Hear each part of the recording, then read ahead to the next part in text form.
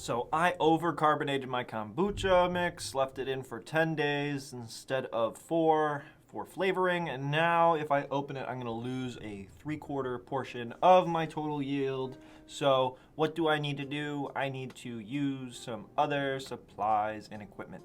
First off, let me just say that the neck pillow is not required, it is just nice. And beyond that, you will need a colander and some type of pot with enough liquid space for a 1/4 gallon. Now realistically, you're going to open this upside down, and from there just have it pour directly into the bowl that you're trying to sift out and separate the fruit from.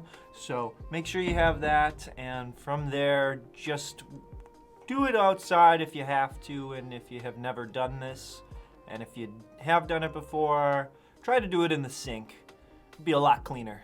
Trust me, I had fruit flying all over the place, and that was quite a cleanup.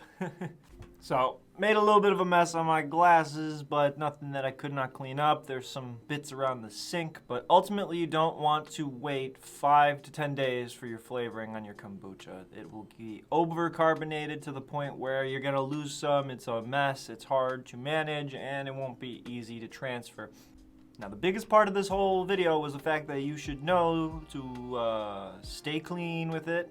Now, after you're done separating the kombucha from the fruit, you will discard the fruit and rebottle the kombucha. You will want to leave it out for, I would say, 12 hours. This way you regain some of the carbonation that you lost from opening the bottle. I found that with one of my brews, it just did not carbonate at all. That's because once you put it in the refrigerator, the whole process of bacteria growth stops, and it stops all the carbonation. So thanks for checking out this video, guys. Happy brewing, and I'll catch you in the next one. Peace out, kombucha.